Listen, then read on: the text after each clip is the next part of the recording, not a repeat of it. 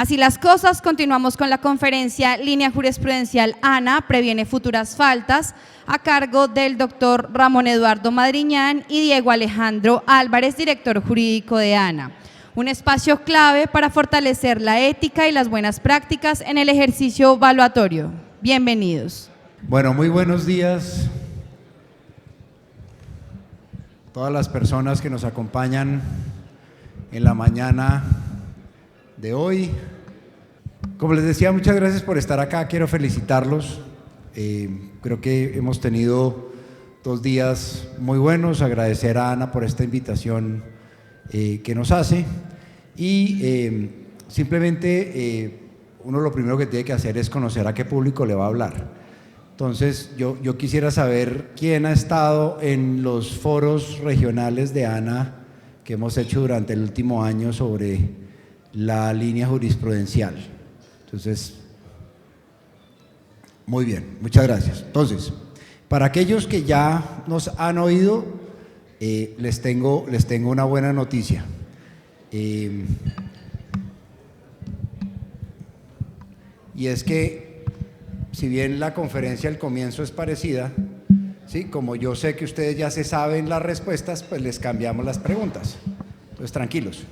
Entonces, va a ser distinta, vamos a mirar temas diferentes. Sin embargo, tengo muchos evaluadores que no han estado en las versiones anteriores, entonces la primera parte, los primeros 5 o 10 minutos van a ser iguales, no se me vayan a desesperar, pero pues en Bucaramanga no lo hemos hecho y en otras ciudades cercanas tampoco. Entonces, no sé, Diego, si hay algo más que decir, pero vamos a adelantar. Diego Álvarez me acompaña. Él es la persona encargada de todos los temas legales en ANA y, digamos, estas son la temática que vamos a desarrollar y venimos a contarles sobre una nueva herramienta que se llama la línea jurisprudencial de ANA. Entonces, aquí voy a hacer una muy breve introducción. Cuando uno hace un sistema de autorregulación, pues tiene un problema fundamental. Lo que pasa es que eso no se lo cuenta uno a nadie. Y es que ANA tiene 4 funciones esenciales. ¿Sí? ¿Alguien sabe cuáles son las 4 funciones esenciales de ANA? La función de registro, todos saben qué es el registro, todos saben qué es el RA. ¿Alguien no sabe qué es el RA? Bien, estoy en el lugar que toca. 2, una función de supervisión, de esa vamos a hablar ahorita después, donde los invitan a hacer un autodiagnóstico. ¿Sí? Tenemos una función normativa, que es la que establece como los desarrollos normativos que necesita el modelo de autorregulación, y un cuarto pilar que es la función disciplinaria. Pero cuando uno está desarrollando un modelo de autorregulación, y lo que no cuenta uno, pues ya se los puedo contar, es que esos pilares no se pueden construir todos al mismo tiempo. ¿Sí? Yo tengo que construir el registro y la parte normativa primero para obtener las autorizaciones de la Superintendencia de Industria y Comercio. Después se hace la de supervisión, con la de supervisión se encuentra que hay evaluadores que no están cumpliendo y después se llevan al tribunal, el tribunal empieza a funcionar y el tribunal tiene que respetar un derecho muy importante que es el debido proceso. Y hasta que no se agote ese debido proceso, pues no se sabe quién cumplió y quién incumplió, pero eso toma tiempo. ¿Sí? Entonces muchas veces cuando yo a uno le decía, no, claro, es que este sistema no funciona. Yo decía para mis adentros, claro, es que no funciona porque es que no lo hemos terminado de armar. ¿Sí? Es como hacer una casa de Lego, pero pues con la mitad de la casa pendiente. Pero ya está completa, ya el tribunal, vamos a ver la cantidad de providencias que ha emitido y el mensaje aquí es contarles que hoy en día ya al estar completo y funcionando el modelo, pues sí estamos empezando a ver que las normas de disciplina de el modelo de autorregulación de la ley 1673 pues ya está en aplicación. Inclusive les vamos a mostrar cómo el tribunal ya empieza a distinguir unas situaciones de otras y para eso hemos hecho un ejercicio que es interactivo, del cual debo decir una cosa y es, si les parece que la pregunta está formulada, me parece perfecto, pero puede que esté mal formulada a propósito. Bueno, entonces para que estén tranquilos, puede que tengan una cascarita por ahí. Me ha pasado otras veces que pregunto y me dicen, es que no le va a responder eso porque está mal formulada la pregunta. Bueno, pero es que si no puedo poner cáscaras, entonces ¿cómo hacemos para aprender? Entonces, muchas gracias, Diego, por estar acá.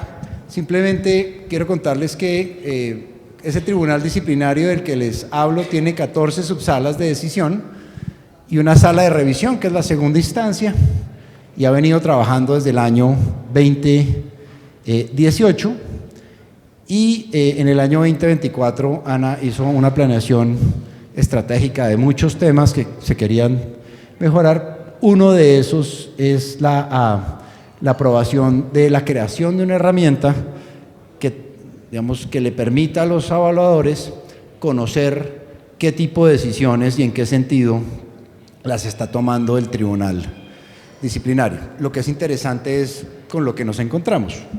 Voy a pasar aquí. Entonces, Diego, no sé si quieras que contemos la cantidad de providencias que ya se han expedido por parte del tribunal. Bueno, buenos días para todos nuevamente. Un gusto estar acá en la ciudad de Bucaramanga y un gusto, por supuesto, compartir con todos ustedes. Agradecemos la asistencia, puntualidad y la disposición que han mostrado a lo largo de todo este año y los eventos que hemos realizado tanto en esta ciudad como en otras ciudades a lo largo de Colombia. Como bien lo explicaba el doctor Ramón, vamos a hablar hoy sobre un tema que creería yo que debemos darle un enfoque diferente al que inicialmente uno pudiera considerar. Todo lo que le vamos acá a hablar hoy del tribunal disciplinario no lo vean ustedes y no es el objetivo de la charla, ni mucho menos como algo malo donde les vamos a mostrar la sanción. Sí es la función disciplinaria, pero la vamos a intentar enfocar no desde el tema del miedo, sino desde el tema de la prevención. Ese es el objetivo fundamental de la herramienta y es lo que le queremos mostrar el día de hoy. Entonces acá hay unas cifras iniciales donde podemos observar cuál ha sido la labor del Tribunal Disciplinario a lo largo de los casi 10 años que lleva trabajando dentro del sistema de autorregulación, particularmente para el caso de Ana. Como ustedes pueden ver ahí en la primera cifra, el Tribunal Disciplinario ya ha expedido más de 2.000 providencias. Esas providencias que se han expedido no significa que sean fallos sancionatorios. Providencias es absolutamente toda decisión que el Tribunal Disciplinario ha adoptado, sea en sentido sancionatorio o en un sentido donde se logre establecer que no existe responsabilidad disciplinaria del evaluador. Por ejemplo, archivos donde no hubo responsabilidad o fallos absolutorios. Todo este conjunto de cifras o ese conjunto de providencias hacen parte de qué es una providencia. Y esas providencias las tenemos, digamos, desmenuzadas en aquellas que ha adoptado la primera sala de decisión, que es, digamos, la primera instancia de los procesos, así como la sala de revisión que viene siendo la segunda instancia. Esto funciona muy similar a cómo funciona los juzgados en Colombia, donde hay una primera instancia, la persona que resulte vencida en juicio o el evaluador que resulte sancionado, pues interpone un recurso y el proceso pasa a una segunda instancia donde conoce la sala única de revisión. Como su nombre lo dice, es una única sala.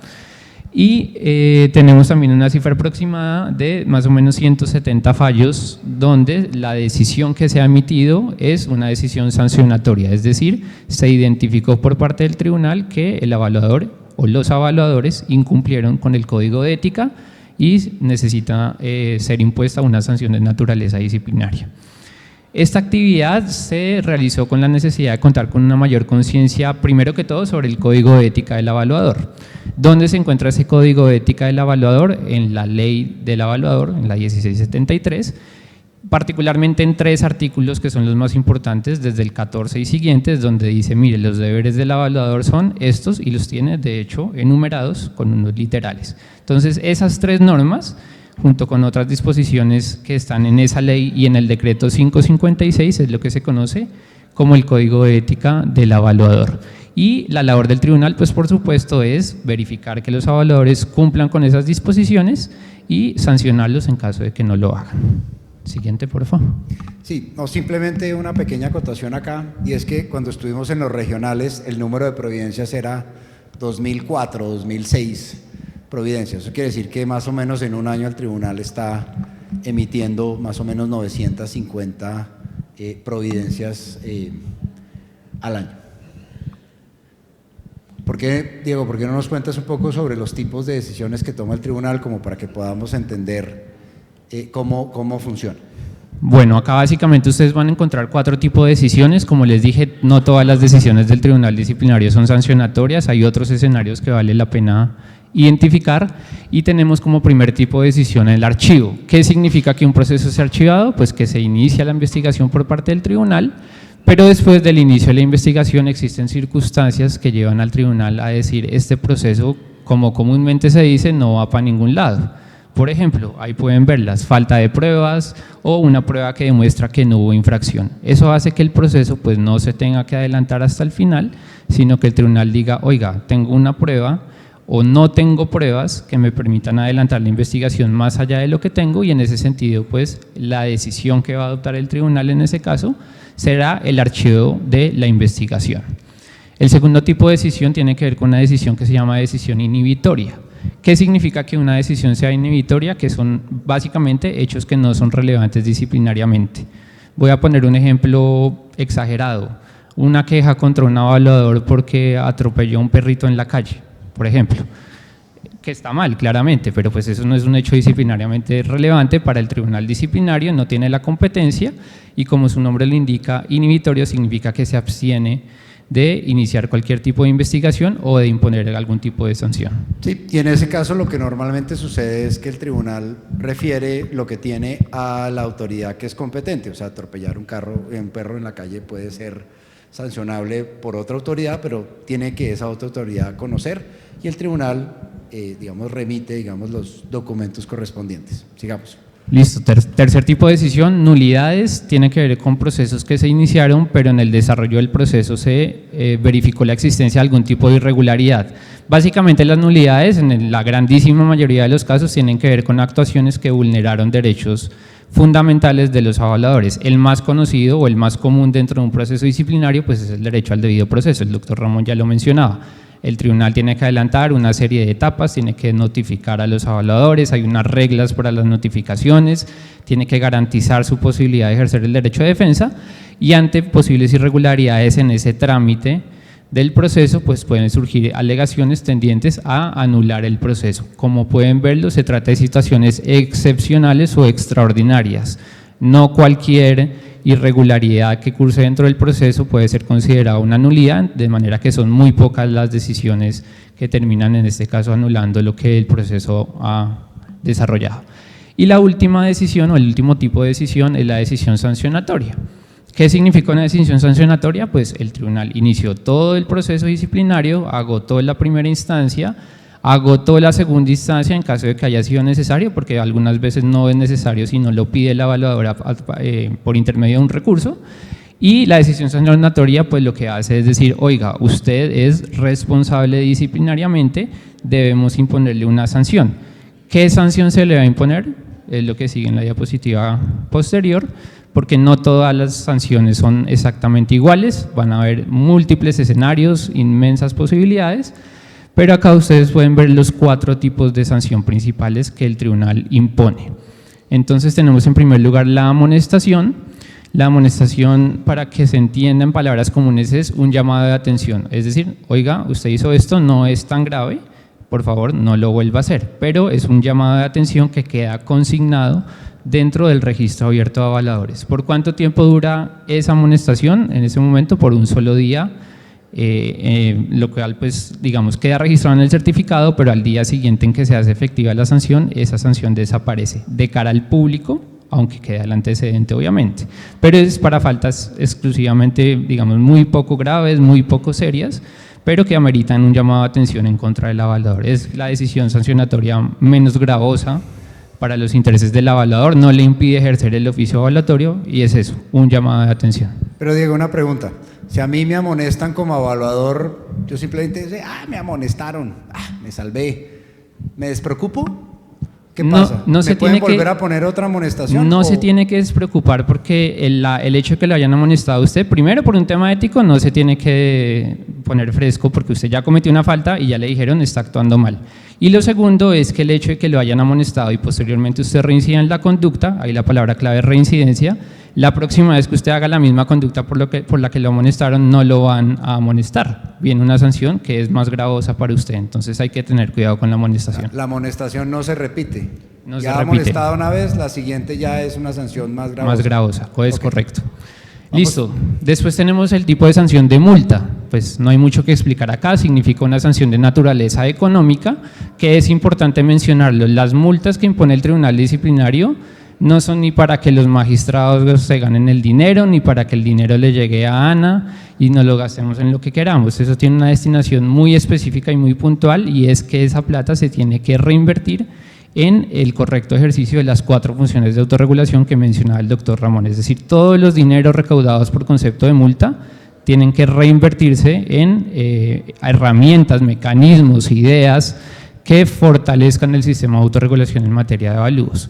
Y esa sanción de multa actualmente tiene un rango de imposición que va desde un salario mínimo, la multa más chiquita que se ha impuesto o que se pretende imponer, hasta 200 salarios mínimos legales mensuales vigentes, que es un tope máximo que estableció la ley del evaluador. ¿De qué depende que sea un salario de 200? Como les dije, el tribunal tiene que hacer un análisis en todo el proceso, determinar qué circunstancias dieron lugar a la multa. Hay unas situaciones que serán más gravosas, otras que serán menos gravosas, unas más lesivas, otras menos lesivas, identificarán si usted se benefició con la conducta que realizó, si obtuvo un beneficio económico, etcétera, etcétera. Y dependiendo de ese análisis o de las circunstancias particulares del caso, pues le impondrán una multa que puede ir, como les digo, desde un salario hasta 200 máximo. Yo tengo una pregunta ahí. Claro, si uno le dicen 200 salarios mínimos, pues es una multa significativa. ¿El tribunal ya llegó hasta allá? ¿Ya hemos llegado hasta allá o...? No ha llegado hasta allá todavía. Las multas básicamente, o el promedio de multas que se han impuesto, tienen que ver con un salario mínimo, entonces no hemos llegado hasta 200 salarios mínimos, que es el tope máximo legal. Hasta el momento no se ha presentado una situación, sin perjuicio de que la normatividad lo permita. Claro, pero la posibilidad de llegar hasta allá existe. Okay. Existe. Muy bien, hablemos de la siguiente. Suspensión, y esta es importante. ¿Por qué es importante la suspensión? La suspensión es importante, primero porque, como su nombre lo dice, significa que usted no puede ejercer el oficio evaluatorio durante el tiempo en que esté suspendido. Eso creo que es bastante claro. Pero la suspensión tiene una consecuencia adicional que incluso sale ya de la competencia de ANA, y es que una persona que ejerza el oficio evaluatorio durante el tiempo en que esté suspendido comete ejercicio ilegal de la actividad evaluatoria, y el ejercicio ilegal de la actividad evaluatoria no es un asunto que ANA investigue, sino lo investiga la Superintendencia de Industria y Comercio. Entonces es muy importante que ante la imposición de una suspensión la persona no ejerza el oficio de manera temporal durante el tiempo en que dure la suspensión, porque el ejercer el oficio evaluatorio estando suspendido le puede traer consecuencias de naturaleza administrativa ante la Superintendencia.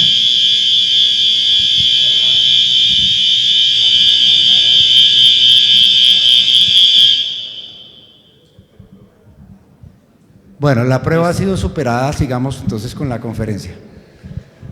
Listo, entonces vamos con la última sanción, que es la cancelación, también una sanción importante. Y la cancelación tiene que ver con la exclusión definitiva del registro abierto de evaluadores. Cuando a una persona le cancelan la inscripción en el registro abierto de evaluadores, pues es muy grave, porque lo que significa eso es que sale del sistema. Es decir, usted estaba como evaluador, le imponen la sanción de cancelación, y a partir del momento en que se hace efectiva esa sanción, usted literalmente o técnicamente deja de ser un evaluador porque sale del registro abierto de evaluadores. Y acá hay una discusión, no voy a extenderme mucho en la discusión, pero creo que es importante plantearla, y es la pregunta que puede surgir: oiga, y si a mí me cancelan la inscripción, ¿cuándo puedo regresar? Recientemente hubo una interpretación frente a esta sanción de cancelación por parte de la Superintendencia, donde la Superintendencia de Industria y Comercio considera que un evaluador cuya inscripción haya sido cancelada lo imposibilita para regresar al registro de manera vitalicia.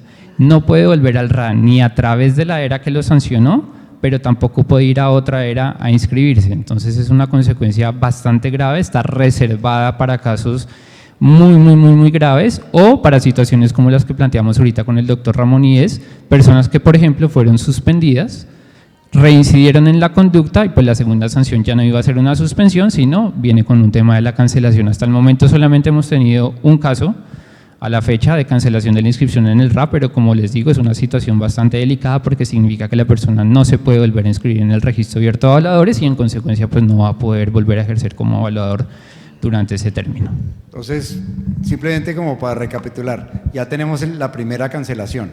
O sea, el tribunal ya encontró que hay personas que no están haciendo las cosas bien, de acuerdo con el código de ética, y ya están cancelados, ya no pueden seguir ejerciendo. Eso implica que para el autorregulador hay que hacer un seguimiento de que no siga haciendo avalúos por ahí, por debajo de la mesa.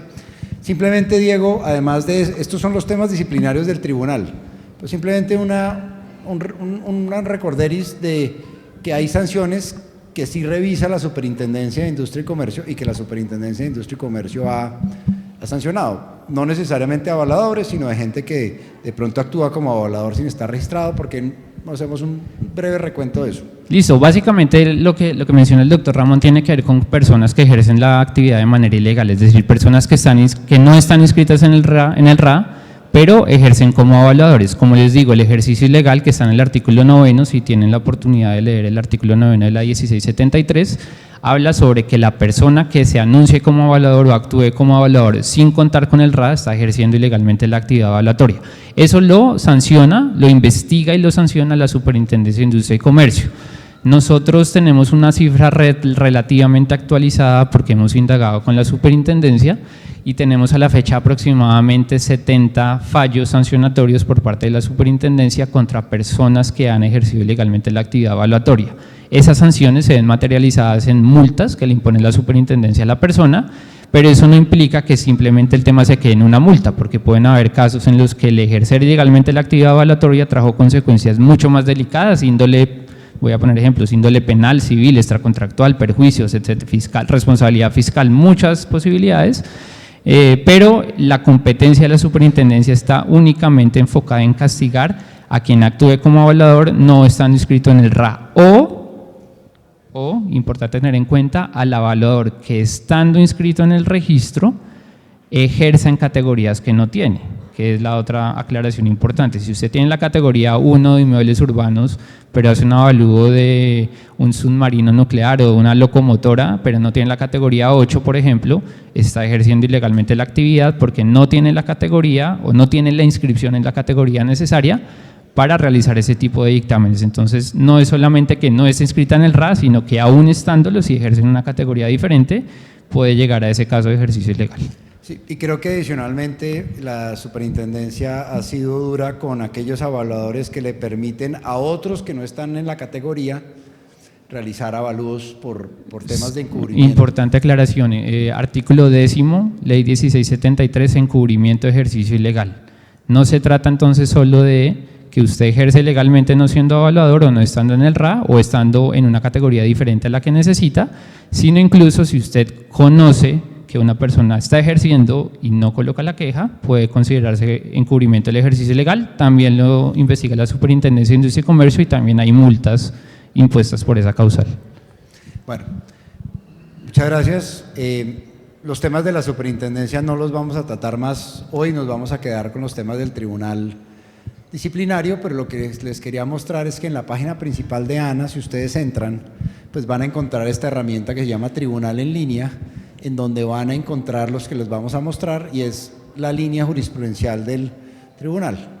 Y ya les vamos a explicar cómo funciona y creo que es muy útil para que uno sepa en qué casos se han impuesto sanciones, porque si uno está en una situación igual o muy parecida, pues eso sirve para lograr entender qué ha llevado al tribunal a tomar una decisión en uno u otro sentido. Entonces, si quieren, aquí los que quieran tomar este código QR los lleva directamente a la herramienta. Yo ahorita me devuelvo para que podamos ver la herramienta y vamos a tratar de mostrarles, digamos, cómo funcionan esas funciones de búsqueda para que ustedes puedan mirar y después vamos a ir a un ejercicio más práctico, más interactivo, para que puedan ver, digamos, qué tipo de información puede uno extractar de la herramienta y qué tipo de dudas, digamos, pueden hacer. Esto es simple, pues lo que vamos a hacer después es un ejemplo, pero cada vez como hay más providencias, pues hay más posibilidad de hacer más ejercicios de esto. ¿Sí? En solo un año ya nos dio para hacer un nuevo set de ejercicios y preguntas. ¿Sí? Entonces, eso los lleva a la herramienta. ¿Listo? No sé si vamos a ver la herramienta en interactivo o me devuelvo. Sí, si quiere devuélvase por favor y les explico cómo se… Ahí, esa es la diapositiva perfecta. Cuando ustedes van a ingresar, pueden ingresar por el código QR que acaban de escanear, pero acá estamos parados en la página principal de ANA. Cuando ustedes colocan en Google www.ana.com.org.co, o ANA, o Autorregulador Nacional de Evaluadores, y hacen clic en la página de ANA, van a encontrarse con esta página de inicio. Acá en el banner que aparece en la parte de arriba, que va cambiando, está el que se llama Tribunal en línea. Ustedes hacen clic donde dice explorar aquí y una vez hagan clic ahí los manda a la siguiente, a esta página, que es donde ya se encuentra alojada la línea jurisprudencial. Si hay algún abogado aquí, pido excusas porque no es técnicamente una línea jurisprudencial como un abogado la pudiera entender, pero es una herramienta que lo que pretende es mostrarles la trazabilidad de qué es lo que ha decidido el tribunal a lo largo de los años. Lo decía también el doctor Ramón. Si usted se echa una pasada, puede ver casos en los que usted dice, oiga, yo estoy en una situación parecida a la que aparece acá registrada, y el tribunal disciplinario en ese caso adoptó X decisión. Eso le permite prevenir la falta si es que eso termina en una falta disciplinaria. O por el contrario, le permite saber, oiga, yo estoy en esta situación, el tribunal ha decidido que esto se archiva o es un tema que no tiene mayor relevancia, quizá no me traiga tantos problemas, pero es más una herramienta informativa para ese tipo de casos. Entonces, cuando ya entran a la herramienta, que es la que están viendo acá en la pantalla que les va a aparecer, tienen dos pestañas ahí en la parte de arriba, una que se llama filtros básicos y una que se llama filtros avanzados. ¿Qué significa eso de filtros básicos y filtros avanzados? Pues lo único que son criterios de búsqueda que ustedes van a poder utilizar para encontrar la información. Por razones de confidencialidad de la información, ustedes no van a encontrar en la línea jurisprudencial, por ejemplo, nombres propios, es decir, ahí no va a aparecer que Pepito Pérez hizo en el año 2018 un avalúo para el Juzgado Quinto Civil Municipal de Río Negro, por ejemplo, sino está redactado de manera muy general. No hay nombres propios por el tema de seguridad de la información y de confidencialidad, pero sí aparecen los filtros para que ustedes puedan encontrar lo que quieren. Entonces, acá en la primera parte de los filtros básicos, pues tenemos estos donde pueden realizar la búsqueda por el tipo de decisión. Entonces puede haber una sanción disciplinaria o pueden haber los archivos, las nulidades o los fallos absolutorios, por ejemplo, en ese caso. Entonces ustedes ahí seleccionan cuál es el criterio que quieren utilizar y pues dependiendo de qué es lo que quieran buscar, seleccionan alguno de ellos. Siguiente, sigamos por ejemplo a los filtros más avanzados.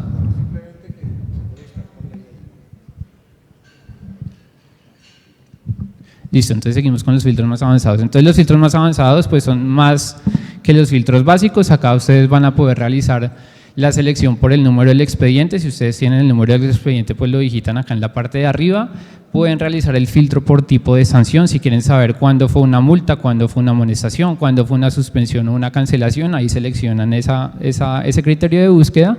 Y también pueden realizar el filtro acá en la parte de abajo por la duración de la sanción. Si ustedes quieren, por ejemplo, ver una suspensión que duró 3 meses o una suspensión que duró 1 año o 2 años o 3 años, que es el tope máximo. Entonces acá también pueden filtrar por tipo de decisión y acá en la de seleccionar valor pues van a filtrar por el tipo de valor que fue la multa, que es la única sanción de naturaleza económica. Un salario mínimo, si hay alguna de 2 salarios mínimos, pues también lo van a poder filtrar. Cualquiera sea el filtro que ustedes van a aplicar, la herramienta va solamente a mostrarles la información que ustedes le están dando la orden de mostrar y ahí van a poder examinar todo el contenido. Y esta última es súper importante, si quieren vamos acá, damos clic. Esta es importante, se llama seleccionar tema. ¿Por qué es importante? Porque ustedes acá van a encontrar los temas más relevantes sobre las decisiones que ha tomado el tribunal disciplinario. Es decir, por ejemplo, voy a hablar del autodiagnóstico. Entonces, si el tribunal ha fallado sobre el tema del autodiagnóstico, acá en todo esto me va a aparecer. Si yo quiero saber, por ejemplo, qué ha decidido el tribunal sobre la cuota de autorregulación, pues busco acá en los temas cuota anual de autorregulación. Si yo quiero buscar, por ejemplo, qué ha decidido el tribunal sobre el deber de diligencia y probidad, puedo buscar por ese tema. Entonces son etiquetas que hemos creado para cada situación que facilitan que las personas, sin conocer el número del expediente, sin conocer qué decisión se tomó, sin conocer si fue una sanción o un archivo o una nulidad, simplemente dicen yo quiero saber qué ha decidido el tribunal sobre cualquiera de estos temas, solo ponen ese filtro y les aparece absolutamente toda la información. Entonces es el filtro más amigable de cara a quien se quiera echar una pasada y verificar qué es lo que ha decidido el tribunal frente a cada uno de esos casos. Y creo que aquí hay un tema importante, y es que las etiquetas obviamente las hicimos primero los abogados, pero después le pedimos a evaluadores que nos dijeran en lenguaje de evaluador cómo se leía esa etiqueta. Entonces se encuentra en lenguaje jurídico y en lenguaje de evaluador los temas. No sé si me explico. O sea, no está hecho solamente para abogados, sino también está hecho para que los evaluadores puedan buscar con base en esas etiquetas. Muy bien. Siguiente, por favor. Vamos a seguir entonces. No sé si aquí. Bueno.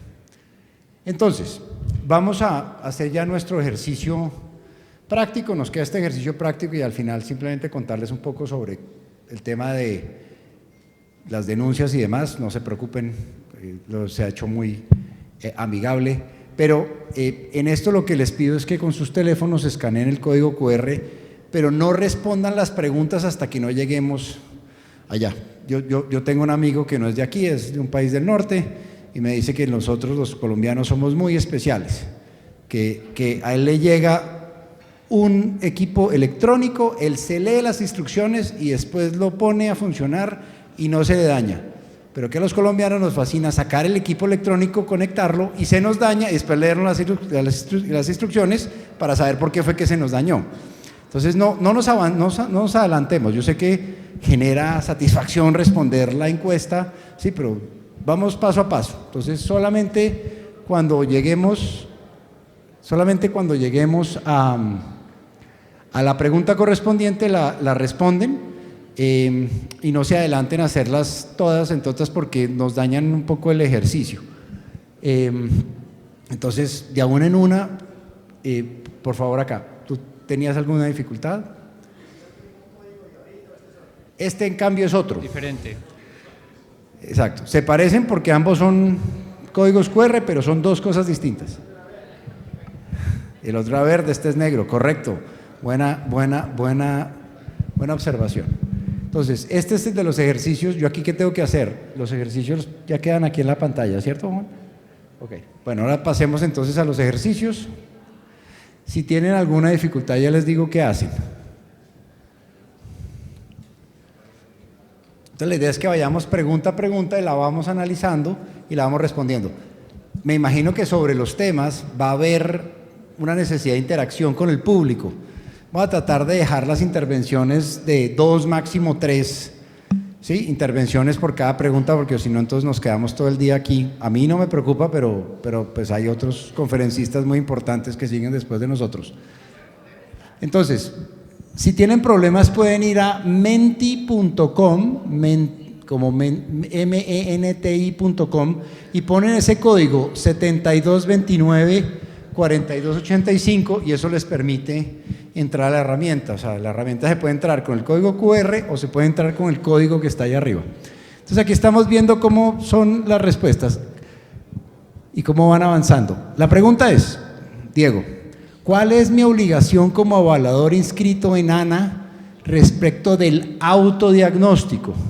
Y me preguntan, A, presentarlo por completo, B, presentarlo por completo y a conciencia, 4, aprobarlo, D, volverlo a presentar si obtengo baja puntuación. Entonces, escojan la pregunta, la respuesta que les parezca más adecuada, no salten a las siguientes preguntas, quédense en esta y miremos qué respuesta tenemos, pero veo, Diego, que la respuesta B… Hay una tendencia hacia la B, sí. Va a puntuar, ese es el caballo ganador por ahora. Bueno, muy bien, voy a dar 20 segundos más para que lleguen las siguientes respuestas. Pero bueno, yo creo que la pregunta B creo que va a ganar. Bueno, esto obviamente, esta pregunta no es que nosotros digamos, oiga, preguntémoslo a los evaluadores en Bucaramanga, tal cosa, no. Claro, miramos esa línea jurisprudencial, miramos qué casos eran los más interesantes y de ahí extractamos las preguntas. Entonces, Diego, ¿por qué? No voy a decir todavía la pregunta, la respuesta respuesta correcta que consideramos mejor.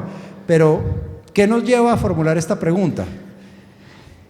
Esta pregunta es importante primero porque el autodiagnóstico es uno de los casos más famosos en el tribunal disciplinario y es uno de los temas que más preguntan los evaluadores sobre qué implicaciones tiene. Nosotros desde hace ya varios años hemos implementado la herramienta del autodiagnóstico, que es una herramienta de supervisión preventiva que consiste en una prueba en la que ustedes van a contestar una serie de preguntas y la plataforma al final les dice, oiga, usted de 100 preguntas, por ejemplo, contestó tanto número de preguntas de manera correcta, tanto número de preguntas incorrecta y usted tiene que mejorar en estos temas particulares. Es decir, es una retroalimentación y es para efectos de una prevención de sanciones. Entonces la primera duda que tiene frente al autodiagnóstico es, ¿qué pasa si yo no presento el autodiagnóstico? La respuesta a esa pregunta es, presentar el autodiagnóstico es un tema de naturaleza obligatoria. Presentarlo es obligatorio. ¿Por qué es obligatorio presentarlo? Porque dentro de los deberes del Código de Ética que les hablé hace un momento, que era el artículo 14 y siguientes de la 1673, hay un deber que dice que los evaluadores inscritos en la SERA tienen que atender los requerimientos y situaciones que se les formulen. Eso, desde el punto de vista jurídico, hay una norma muy puntual que dice eso. Pero hay otro tema importante y es que la función que ejercemos con el autodiagnóstico es la función de supervisión, es una de las 4 patas de la mesa que mencionaba el doctor Ramón, y la función de supervisión no es voluntaria. Nosotros no tenemos la facultad de decidir si los supervisamos o no a ustedes, y ustedes tampoco tienen la facultad de decidir si son o no objeto de supervisión. Es un sistema de autorregulación y la supervisión es una función obligatoria. Entonces, atender el requerimiento de la ERA es obligatorio. ¿Tienen que presentar el autodiagnóstico de manera obligatoria? La respuesta es sí.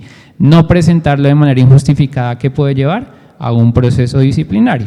Eso, digamos, en principio. Ahora, ¿cuál es la decisión que se tiene que adoptar cuando no se presenta el autodiagnóstico?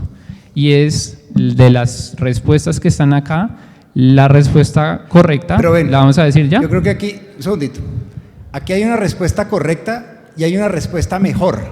No es sé una si me correcta explico. jurídicamente y hay una correcta que es correcta de prácticas. legalmente, estoy de acuerdo, pero hay una que es la mejor respuesta. La mejor no necesariamente es la jurídica. La jurídica es el mínimo. La pregunta es si yo estoy haciendo lo que debo hacer como evaluador. Ahora sí, Diego, expliquemos cuál es la respuesta jurídicamente correcta y cuál es la mejor. La jurídicamente correcta es la respuesta A, presentarlo. Usted cumple con la obligación mínima de la función de supervisión si usted presenta por completo el autodiagnóstico. Es lo mínimo indispensable para cumplir con esa obligación. Pero la respuesta correcta en buenas prácticas es la B. No basta con que usted lo presente y empiece a marcar las respuestas, las opciones de respuesta a la loca, sino que tiene que hacerlo a conciencia porque es un ejercicio autónomo, pero también es un ejercicio que le va a servir a usted. Entonces no tiene sentido que lo haga marcando todo al azar y que no importa el resultado de ese autodiagnóstico. Entonces la correcta desde el punto de vista de las buenas prácticas, desde la ética y desde la responsabilidad, es la opción B, que es presentarlo completo y a conciencia. Entonces, B es la buena práctica, A es la jurídicamente correcta desde el punto de vista del mínimo. Y aquí simplemente una reflexión cortiquitica, y es, yo les confieso, yo me miro al espejo y me veo mejor de lo que soy. ¿Sí? ¿Por qué? Porque uno tiene autoestima, si no la tuviera me vería peor, esa es la verdad. Esto es un espejo, y muchas veces verse uno al espejo y que le digan que no se ve tan bien, pues duele. ¿Sí? Y yo entiendo que uno tenga su autoestima y que quiera protegerla, pero el autodiagnóstico sí les va a decir, y en eso tiene que ser uno, tiene que dejarse a uno mismo de lado su ego, para entender qué es lo que le están diciendo, porque el autodiagnóstico sí le está diciendo a uno en qué temas pudiera mejorar. Ahora solamente se hacen temas de inmobiliarios, pero Ana ya está trabajando para que haya autodiagnóstico en las otras categorías. Entonces, aquí están enfrentados ustedes a ustedes mismos, ¿cierto? Y créanme que no hay peor enemigo que uno mismo, esa es la verdad. Pero si uno lo toma con madurez, con respeto a las cosas y entiende lo que le están diciendo, la idea es que con esa información pueda uno mejorarse, pero también tratar de proponer en qué temas necesita hacer capacitaciones o recapacitarse en algo que necesite para que esa brecha se vaya cerrando. Entonces es una herramienta que es interesante, hay veces mal entendida desde el punto de vista de que, claro, nadie le gusta enfrentarse a sus propias debilidades, ¿sí? Pero creo que es una herramienta muy valiosa para la mejora. Una aclaración pequeñita sí, sobre ese tema. Otra cosa importante del autodiagnóstico es la siguiente. Que si nos podemos código 72294285. No, ven, yo te ayudo. Siga.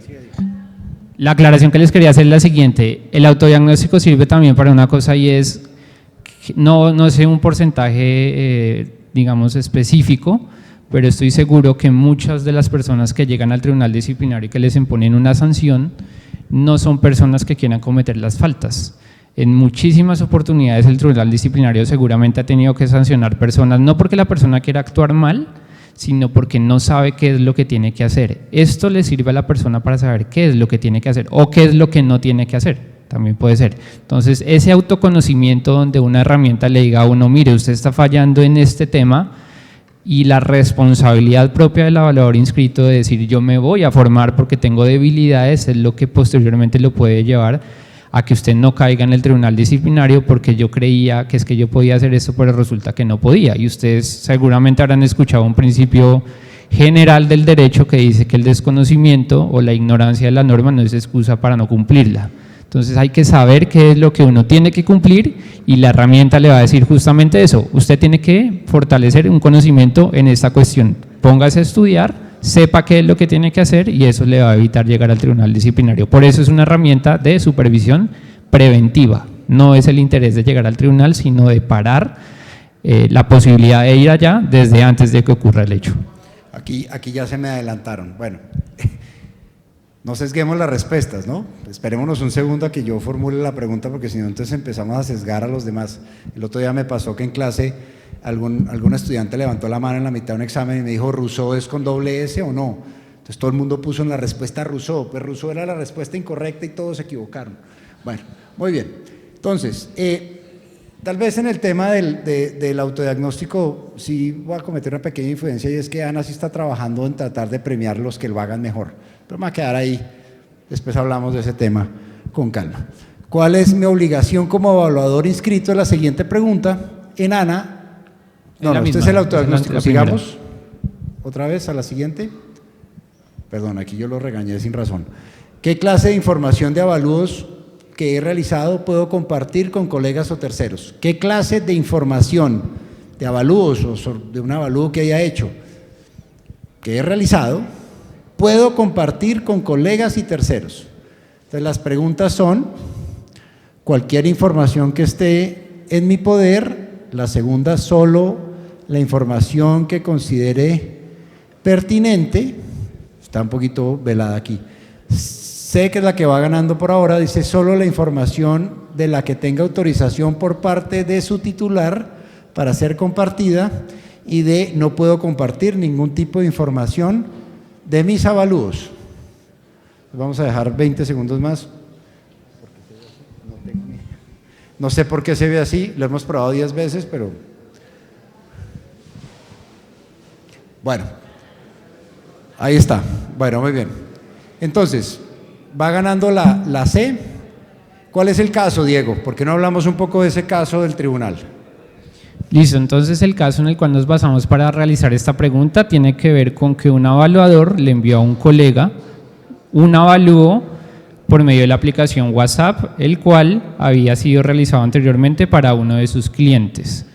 El tribunal estudió el caso, adelantó todo el proceso, decidió imponer una sanción de suspensión por 1 año y el resumen tiene que ver con que el evaluador incumplió con el deber propio de los evaluadores respecto de garantizar la custodia, secreto y reserva que deben manejar frente a los encargos valuatorios que les son encomendados por sus clientes en relación con la información allí consignada, la cual no puede ser divulgada, no puede ser compartida sin previa autorización expresa de su titular. Entonces es una conducta que seguramente ocurre mucho en el diario a vivir de los evaluadores, pero entonces hay que tomar ciertas medidas para prevenir eso. Si usted, por ejemplo, va a enviar un avalúo de guía a otra persona, a un colega, pues quítele los nombres propios, los números de identificación, cifras que sean relevantes, cualquier tipo de información que sea reservada o que sea objeto de reserva o de confidencialidad, pues cámbiele eso, táchelo y evítese problemas frente a eso. O puede ocurrir el caso en el que el cliente le diga, listo, yo le brindo una autorización expresa por escrito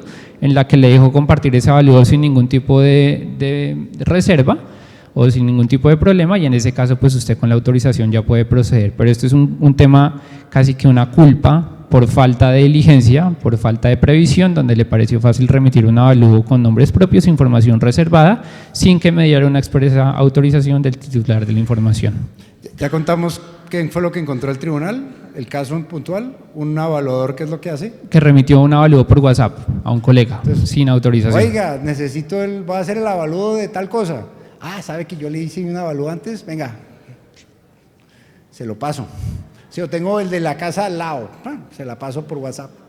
Ahí quedó. Se dieron cuenta y mire, terminó en el tribunal y le fue mal. La respuesta correcta entonces es la opción C, solo la información de la que tenga autorización por parte de su titular para ser compartida. Sí, o sea, cualquier información que yo tenga en mi poder claramente no es la respuesta correcta. Solo la información que considere permanente, esa no es la regla no es mi propia medida, la regla es los derechos a la información personal de la otra persona, y la D tampoco es porque yo sí puedo compartir información sobre los avalúos si tengo autorización. ¿Sí? Entonces, el que escribió C está, digamos, muy prudente, pero de pronto demasiado. Entonces, sí se puede hacer, pero en circunstancias específicas. Bueno, vamos a seguir entonces con la siguiente pregunta, por favor. Listo. Entonces, la pregunta es, ante la existencia de irregularidades cometidas por otros evaluadores y que yo haya evidenciado, ¿cómo debo proceder? A, hacer caso omiso al no ser asunto de mi interés. B, ayudar a solucionar el inconveniente lo más pronto posible. C, solicitar a quien cometió la irregularidad que arregle el problema. Y D, presentar la queja junto con las pruebas respectivas. Y este es un tema que no es tan pacífico y no es tan fácil de entender. Las circunstancias pueden ser diferentes. Cada caso puede que tenga circunstancias distintas. Pero tratemos de entender esto. ¿Qué pasó en este caso, Diego? Listo, en ese caso lo que ocurrió es lo siguiente. Unos evaluadores trabajaban para una firma de avalúos desde hace muchos años, realizaban sus labores ordinarias y resulta que se dieron cuenta que sus firmas habían sido incorrectamente utilizadas o sin autorización en un informe de avalúos. Ellos se dieron cuenta de esa situación, pero decidieron guardar silencio y posteriormente en un proceso judicial esa información se reveló y los evaluadores fueron llamados al tribunal disciplinario a brindar explicaciones. Ellos dijeron, esas firmas nosotros sabíamos que habían sido mal utilizadas por parte de una tercera persona, sin embargo no lo advertimos a tiempo y eso llevó al tribunal disciplinario en ese caso particular a imponer una sanción de suspensión por el término de 15 días. No es un tema pacífico en efecto y es un tema de debate por varias razones. La primera de ellas es hay situaciones en las que los evaluadores tienen miedo de meterse en un problema por interponer una queja disciplinaria contra otro colega, esa puede ser una situación. Hay otras situaciones que puede ser porque no están seguros de la ocurrencia de una conducta posiblemente irregular y les da miedo pues realizar la denuncia porque no tienen los soportes. Y hay un tercer escenario que también es muy común y es donde saben que están actuando mal pero no hacen absolutamente nada y no lo avisan. Importante aclaración que queremos hacer y creo que es un caso pertinente para ello. La responsabilidad de los evaluadores no se limita a lo que hagan, no se limita a que usted actúe mal, digamos, en palabras comunes, sino se limita también a lo que usted evidencie que está mal hecho, no lo denuncie o no interponga la queja. ANA ha brindado facilidades, hablo por el caso particular de la ERA, para que las personas, por ejemplo, tengan la posibilidad de interponer quejas anónimas. Si usted no quiere que sepa que usted con nombre propio fue el que interpuso la queja, la ERA le brinda la posibilidad de que usted remita una queja sin necesidad de que coloque su nombre. Eso no lo releva del deber de que la queja que usted presente pues vaya con los soportes y con los insumos necesarios para que el tribunal tenga algo que estudiar, porque si usted dice Pepito Pérez hizo esto pero no nos dice dónde, cuándo, cómo, pues al tribunal le va a quedar imposible adoptar algún tipo de decisión. Entonces, quejas anónimas se pueden interponer siempre y cuando vayan sustentadas correctamente, y si no es una queja anónima, pues exactamente aplica lo mismo. Cuando usted interpone una queja o una denuncia, su deber como denunciante o como quejoso, el mínimo deber exigible es que usted presente los soportes documentales necesarios para que esa queja pueda ser investigada. Ya el tribunal, en su conocimiento y en su competencia, determinará si es procedente imponer una sanción o si por el contrario no lo es. Sí, no quiero hacer un discurso muy largo, pero al final del día, en nuestro sistema legal, el sistema legal sí espera que la víctima se comporte como víctima, ¿sí? Y sé que lo que estoy diciendo en algunas circunstancias es manifiestamente injusto, pero en este caso, y salvo que yo tema por mi vida, básicamente, o por una retaliación, digamos, muy grande, si yo soy víctima, como en este caso, yo tengo que proceder a la denuncia, porque después me va a quedar difícil quedar del lado de las víctimas y no del lado de los que están haciendo la actividad que no está correctamente hecha, ¿sí? Entonces, ojo, hay circunstancias en las cuales yo no puedo hacer la denuncia y eso el tribunal lo entiende. Pues tienen que ser circunstancias extremas, pero si no estoy en esa circunstancia extrema, yo tengo el deber de reportar la irregularidad.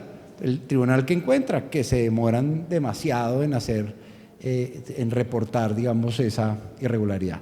Entonces, la respuesta correcta es presentar la queja junto con las pruebas respectivas. Este tema de las pruebas respectivas, simplemente una puntualización, es una prueba o un indicio probatorio, ¿sí? El avalúo está en el expediente tal del juzgado tal, ¿sí? O mire, los testigos que conocen de esto son tales y tales, y aquí van los números de teléfono, los correos, ¿sí? Digamos, no hay que ser tampoco tan estrictos. Si quieren, sigamos entonces a la siguiente pregunta porque el tiempo nos empieza a apremiar. La pregunta es, ¿cuáles de estas actividades afectan el prestigio de la actividad evaluatoria? Ya vamos a ver que hay una obligación a ese respecto para que la actividad evaluatoria sea respetable. Y las preguntas es A, no contestar los requerimientos judiciales, no contestar los requerimientos de autoridades administrativas, no ser capaz de sustentar adecuadamente un avalúo en audiencia, de omitir la interposición de quejas ante el conocimiento del ejercicio ilegal de la actividad evaluatoria, o todas las anteriores. Diego, ¿qué nos trae el tribunal que nos llevó a formular esta pregunta? Bueno, el caso es el siguiente, se los voy a leer acá rápidamente, y dice: el investigado fue designado por un despacho judicial en calidad de auxiliar de la justicia para que elaborara un avalúo tendiente a la determinación del daño ambiental y patrimonial que sufrían unos predios. Posteriormente, el evaluador fue citado a una audiencia con la finalidad de surtir la contradicción del dictamen pericial, según lo estipula el Código General del Proceso, pero al momento de acudir ante el juez, este determinó que el evaluador no contaba con la idoneidad para haber elaborado el dictamen pericial para el cual fue nombrado, a pesar de que contaba con la categoría evaluatoria requerida dentro del registro abierto de evaluadores. ¿Qué decidió el tribunal en ese caso? Interpuso una suspensión por el término de 6 meses, y la razón que utilizó el tribunal en ese caso fue que el evaluador no actuó de manera diligente, prudente y profesional, y tampoco de manera ética al momento de rendir el interrogatorio en audiencia, pues aunque elaboró el dictamen que presentó en el despacho judicial, su obligación era la de sustentarlo adecuadamente y con la idoneidad que exige tener el registro abierto de evaluadores. Este caso también lo trajimos especialmente porque creemos que tiene una importancia muy grande y queríamos dejar un mensaje principal acá, y es: la inscripción en el RA es el requisito mínimo indispensable de los evaluadores. Es un requisito habilitante para ejercer como evaluador, pero no significa que porque yo tenga el RA ya puedo decir que soy idóneo en el 100% de las posibilidades. Claramente del RA se supone que en el papel certifica su idoneidad, pero en este caso, la importancia de este caso es que no basta con que usted tenga la categoría, sino que lo que es exigible o lo que se espera que usted logre acreditar como evaluador no es solo que le presente al juez el papel donde diga que usted sabe hacer avalúo de inmuebles urbanos, sino que en verdad cuando sea el momento de sustentar su dictamen en audiencia de contradicción, por ejemplo, usted tenga la idoneidad y la suficiente experticia para hacerlo. Eso es una responsabilidad del evaluador. Lo que el papel soporta, que puede ser absolutamente todo, usted lo tiene que soportar en la realidad, como ocurre con cualquier profesión, un abogado, un ingeniero, cualquier profesión, papel dice que usted sabe, pero tiene que demostrarlo cuando sea necesario. Y si usted no sabe hacerlo, pues no tenga la categoría, no la pida, o si la tiene, cancélela, porque entre más categorías, más responsabilidades. Y no todo el que tenga más categorías es mejor evaluador, sino que el mejor evaluador es el que tenga 1, 2, 3, 4, 5, 7, no sé las que quiera tener, pero que las que tenga sepa responder cuando le toque. Bueno, entonces, nosotros a ese caso pues le sumamos más posibilidades, ¿cierto? Entonces, tanto A como B, como C, como D, ¿sí?, no se deben hacer porque sí afecta el prestigio de la actividad evaluatoria. La respuesta correcta entonces es la E, que es todas las anteriores. Vamos con la siguiente entonces, por favor.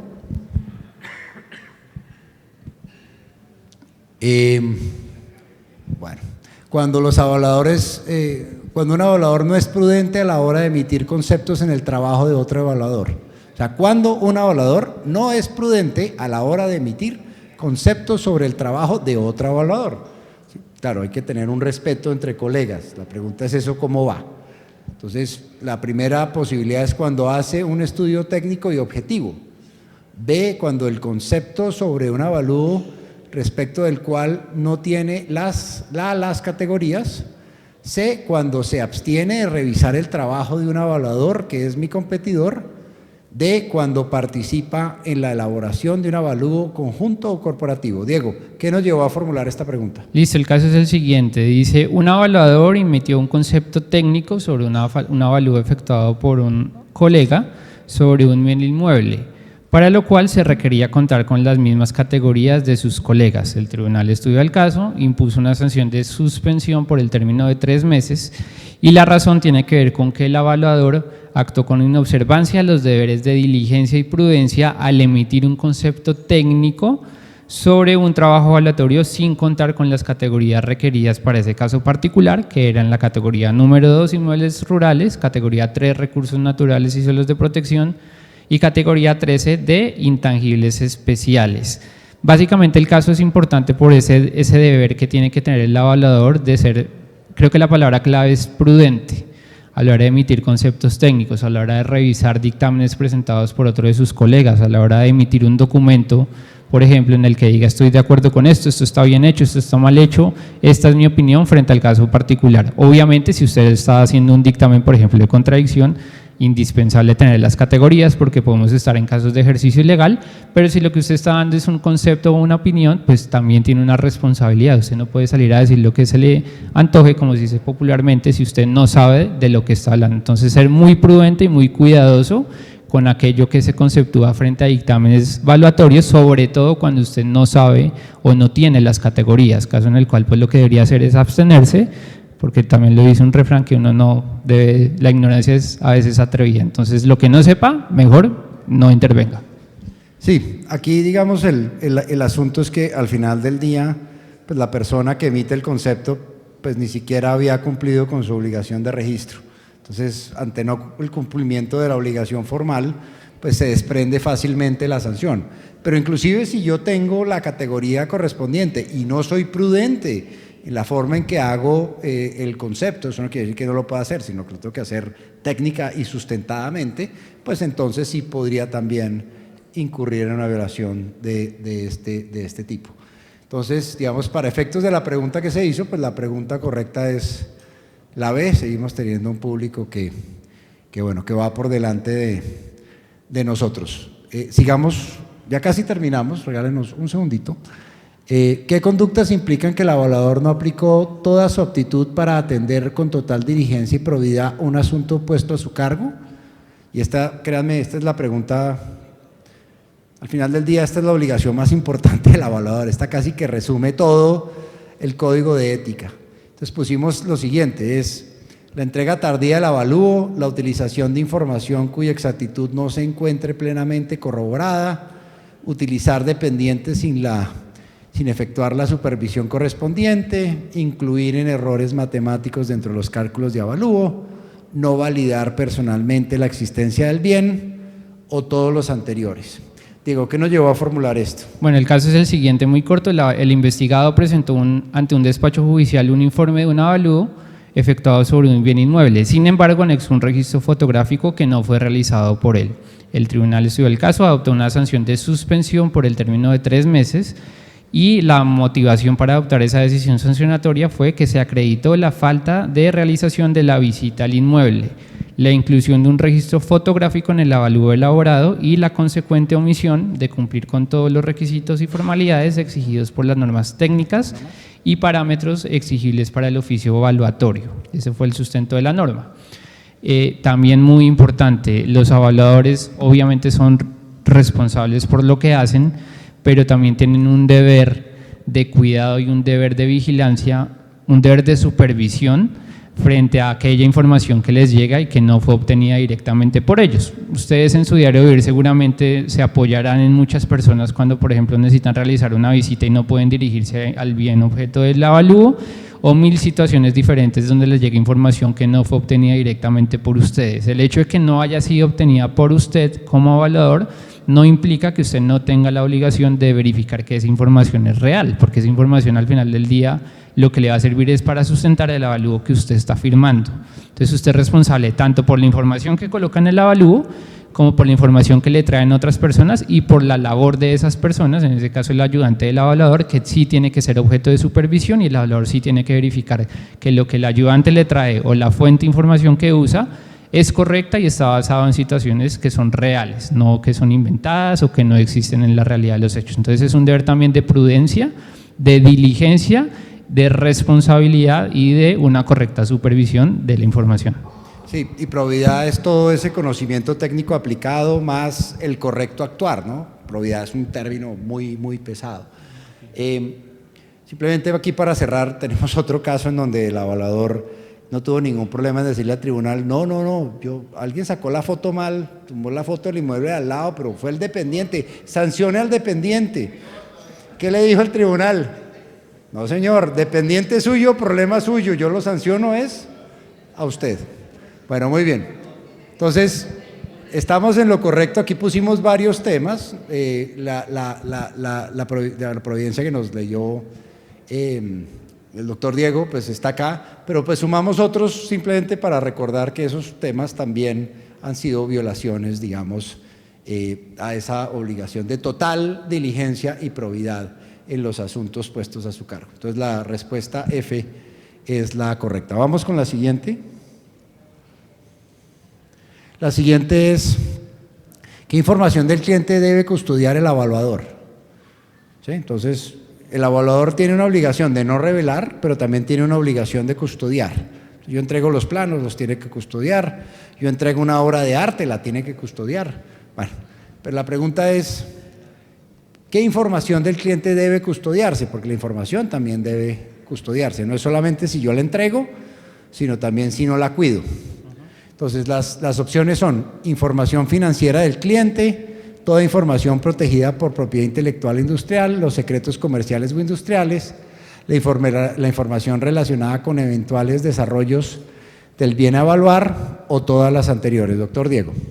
Bueno, el caso ya lo vimos hace un momento, es el mismo caso donde un evaluador le envió a un colega un avalúo vía WhatsApp sin tener las correspondientes cuidados y previsiones, entonces pues no me voy a extender mucho en el tema, es el mismo caso, el mismo supuesto de hecho, la misma aplicación de la sanción que impuso el tribunal disciplinario, pero sí es importante recalcar esa obligación, porque muchas veces la gente es un poco o poco cuidadosa con aquello que envía y con aquello que comparte, y acá hay situaciones que son bastante delicadas. El tema de la información financiera, por ejemplo, es un tema bastante delicado y más en un país que lamentablemente es bastante violento como el nuestro. Entonces hay cierta información que es importante no divulgar porque incluso puede comprometer temas mucho más delicados de cara a la seguridad personal de ciertas personas. Entonces el llamado es a la prudencia, a la diligencia y a verificar qué es lo que se envía y cómo se envía para que esa información no resulte filtrada cuando tiene la naturaleza de ser reservada o es una información sensible. Este es el mismo caso del WhatsApp, ¿no? El mismo caso del WhatsApp.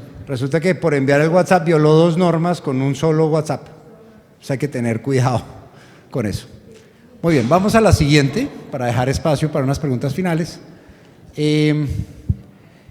Preguntamos, ¿un representante legal de un gremio en virtud de la obligación de ser asesor y guardián de los intereses de sus clientes está autorizado para Sí, y vamos a asumir que este representante legal además es evaluador para facilitar la pregunta. Utilizar firmas de evaluadores sin su autorización, realizar cambios al contenido del avalúo de manera unilateral, no interponer las denuncias o quejas frente a las irregularidades que conozca, enviar avalúos que no han sido estudiados en el comité de avalúos o ninguna de las anteriores. Doctor Diego. Bueno, el caso que se presentó para este ejemplo es el siguiente. Un evaluador en su calidad de presidente de un gremio tuvo conocimiento de hechos y irregularidades ocurridos al interior de dicha agremiación, donde se estaban utilizando indebidamente firmas de evaluadores en varios avalúos presentados por el gremio.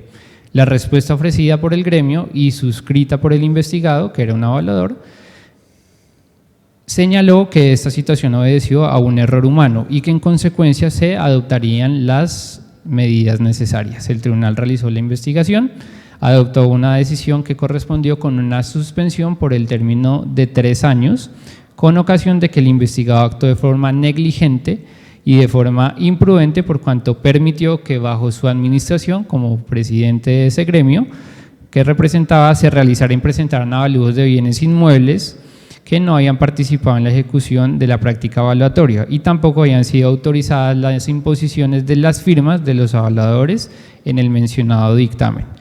Otro motivo que utilizó el tribunal para imponer la sanción fue que el investigado tenía conocimiento de tales inconsistencias sobre el tema y sin embargo no ejecutó su deber ético y profesional de abordarlas adecuadamente, permitiendo su realización y generando daños a terceros. Ese es básicamente el resumen del caso. ¿Por qué trajimos este caso acá a esta explicación? Y es lo siguiente: los evaluadores, como ustedes pueden ver, tienen un código de ética, unos deberes básicos que deben cumplir, pero cuando usted actúa como evaluador e incluso como presidente de una agremiación tiene que tener un especial cuidado. Usted es el guardián de los intereses de su gremio, es el guardián de los intereses de su cliente, pero eso no lo faculta a usted para transgredir o para afectar a terceras personas. Es casi que un deber supraético de los evaluadores y es claramente, pues yo velo por los intereses de mi cliente, pero eso no significa que yo pueda pasar por encima de otras personas o que deba omitir información que está causando irregularidades, y tengo obviamente la obligación, como todos ustedes, de efectuar las denuncias y adelantar las investigaciones correspondientes de las cuales tenga conocimiento sobre la ocurrencia de hechos irregularidades. Entonces acá digamos, es un conjunto de varias situaciones que no se hicieron de manera correcta, no se presentó adecuadamente la denuncia cuando se tenía conocimiento de irregularidades, no se realizó la supervisión adecuada, se impusieron sanciones, se presentaron irregularidades que afectaron a terceras personas y terminaron en asuntos un poco más delicados de eso. Entonces son varias responsabilidades incumplidas a la vez de las que hemos hablado en esta charla, que fueron incumplidas y que tienen la gravedad suficiente para exigir que cuando usted sea un representante del gremio tenga una responsabilidad especial, porque usted está comprometiendo obviamente al gremio que representa. Sí, vimos antes que teníamos la obligación de actuar con diligencia y probidad, ¿sí? Y eso hace que yo tenga que hacerlo mejor por el cliente. Pero a la vez la ley lo que le pide al evaluador es, uno, que no abuse de los derechos que tiene o de las facultades que tiene, y dos, que no transgreda las normas con el fin, ¿sí? O con el deseo de, digamos, que se gane un beneficio que no es debido, ¿sí? Entonces ese querer hacer las cosas así sea, digamos, un dolo eventual, en el sentido de yo no sé si a alguien voy a afectar al final del día, eso no está permitido por la norma. Entonces yo tengo que hacerlo mejor, pero sí tengo que entender que yo no puedo, digamos, yo puedo sí ejercer mis derechos y eso puede generarle daños a los otros, yo eso lo tengo claro. Puede que sean unos daños que el otro tenga que aceptar. Lo que sí no puedo es hacer las cosas porque a sabiendas, ¿sí?, a alguien le va a pasar algo o a una persona en particular le va a pasar algo. Eso es lo que no está permitido. Muy bien. Entonces vamos con la siguiente pregunta. ¿Esta ya es la última? No, nos faltan… Esa es la última. Esta es la última. Vamos con un tema más y recibimos algunas preguntas que ustedes tengan. ¿Qué debo hacer cuando elaboro un avalúo comercial y posteriormente es revisado por un órgano de gobierno de una lonja o un gremio de la cual hago parte? Entonces la pregunta es: ¿separarme del conocimiento del caso solo hasta que existe una recusación? conocer el caso de manera integral, confiando en mantener mi objetividad sobre el asunto, separarme del conocimiento del caso de forma previa a su estudio, de todas las anteriores ninguna de las anteriores. Y debo decir que este es un tema que en general a los colombianos nos cuesta trabajo. ¿Dónde están las líneas? ¿Dónde están las líneas éticas? Nos cuesta un montón de trabajo. Entonces, miremos qué nos llevó a formular esta pregunta, Diego. Bueno, el caso es el siguiente. Es una situación en la cual un evaluador realizó de manera independiente un avalúo respecto de un bien inmueble que posteriormente también fue valorado por una lonja de propiedad raíz en la que participaba como miembro de su junta directiva, lo que desconocería eventualmente el régimen de inhabilidades e incompatibilidades previsto por la Ley 1673. Para que ejemplifiquen o puedan observar que las decisiones del tribunal no siempre son imponer sanciones, en este caso la decisión del tribunal fue archivar el procedimiento y ese archivo tuvo como motivación que el tribunal determinó que una vez realizada la verificación de las actas de las reuniones de la lonja de propiedad raíz en las que se trató el tema del avalúo del predio en cuestión, el investigado no participó como miembro activo de la Junta por haber realizado el avalúo anteriormente, por lo cual no existió mérito para continuar con la investigación. Entonces, esto tiene que ver directamente con ese régimen de inhabilidades e incompatibilidades que está en la Ley 1673, que básicamente, y para resumirlo muy rápidamente, es un régimen que lo que pretende evitar es que se comprometa la objetividad y la imparcialidad de los evaluadores en el ejercicio de su oficio. Entonces hay unas normas, hay unos criterios que ustedes allí observarán, donde dice, por ejemplo, que usted no puede ser el asesor de una parte y después ser el asesor de la contraparte. Por más de que usted considere que eso no anula su objetividad, pues hay una disposición que le dice, oiga, en estos casos pues usted no puede actuar porque está comprometida su objetividad. O las inhabilidades comunes de ley, que seguramente ustedes en el marco de procesos judiciales han observado varias veces, y es, por ejemplo, los lazos consanguíneos o los lazos por parentesco de afinidad, etcétera, etcétera. Eso pues son causales que están previamente establecidas en la ley, que son taxativas y sobre las cuales pues la decisión que usted debe adoptar o la conducta que usted debe adoptar es separarse del asunto del conocimiento de manera previa a la realización de eso para evitar que esa objetividad o imparcialidad e incluso el velo ético que se presupone está ejerciendo como evaluador no se vea comprometido en ningún sentido y que su labor sea eminentemente objetiva. Ese es el resumen de ese régimen. Bueno, entonces este caso lo trajimos porque es interesante, porque este no es una sanción, esta es una absolución. Aquí el tribunal nos dijo que el evaluador lo había hecho correctamente y que por lo tanto no merecía ser sancionado. Un poco para explicar que, claro, estamos viendo los sancionados, pero también hay línea jurisprudencial en el sentido de gente que hizo las cosas bien y el tribunal entendió que lo habían hecho bien y no siguió con la investigación. Y aquí, doctor Diego, debo decir que desafortunadamente tanto el tribunal como usted y yo estamos en desacuerdo con el público. Entonces, lo que debo decir es que de acuerdo con esa línea jurisprudencial, la respuesta correcta es la C. ¿Sí? ¿Por qué? Porque la A llega un poco tarde. Ya empecé a conocer y esperarme a que llegue la recusación puede ser un poco tarde. ¿Sí? Una vez yo detecto el conflicto de interés, tengo que levantar la mano y separarme. En el caso del B, eso de conocer de manera integral, confiando en mantener mi objetividad en el asunto, eso a la hora de dar explicaciones después al tribunal estoy en serios problemas. ¿Sí? O sea, señor juez, es que yo traté de mantener la objetividad, pero usted no se separó, apenas se dio cuenta que tenía un conflicto de interés. No va a ser creíble el argumento, yo creo que el argumento se va a caer por falta de credibilidad. Y pues obviamente no pueden ser todas, lógicamente no caben, y me gustaría saber por qué creen que C no aplica, pero lo que uno debe hacer es separarse del conocimiento del caso de forma previa a su estudio. Eso es lo que el caso analizó y determinó que ese evaluador lo había hecho de manera correcta. ¿Sí?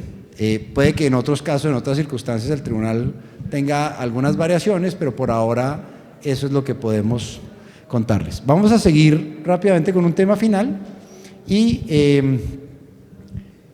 que es simplemente recordarles, Diego, el tema de las denuncias. Esto es un poco también para llevarlos a la conciencia de que las denuncias sí están teniendo el efecto deseado. Muchas veces quien actúa mal es un amigo, un compadre, una comadre, y en ese sentido el mensaje aquí es, oiga, ese amigo, comadre o compadre les está haciendo competencia desleal y el mercado aprende, entonces ténganle cuidado a ese tipo de amigazgos y favores, y sé que lo que estoy diciendo va en contra de todo lo que he visto y vivido de la cultura en la que estoy, pero al final del día, doctor Diego, ¿por qué no miramos cómo es el tema de las quejas? Porque hoy en día hay unos desarrollos interesantes. Bueno, hay básicamente 3 mecanismos que ustedes pueden utilizar para erradicar quejas disciplinarias ante ANA. Está el tema de remitirla vía correo electrónico, ahí aparece la dirección de la Secretaría del Tribunal Disciplinario, ustedes pueden hacer llegar la queja por vía correo electrónico sin mayores formalidades, como les digo, datos mínimos de contacto en caso de que usted quede como quejoso con los insumos que soportan su queja, o en el caso de que sean denuncias anónimas, pues de la misma manera tienen que estar establecidos los requisitos mínimos o los elementos mínimos para que el tribunal pueda iniciar la investigación. Entonces, correo electrónico es un mecanismo para interponer la queja. El segundo, dirigirse personalmente a las oficinas de ANA, radicarla en formato físico, también es posible, tenemos atención de lunes a viernes de 8 a 5 en horario continuo, en cualquier momento se puede radicar. Y la tercera, a través de la página web de ANA. También tenemos un formulario QR acá en la página web de ANA, donde se le pregunta a usted los campos, cuál es su nombre, cuál es su número de identificación, cuál es el hecho que usted está planteando como una presunta falta disciplinaria y una posibilidad de adjuntar los soportes documentales en formato PDF para efectos de que ese caso llegue al Tribunal Disciplinario de ANA.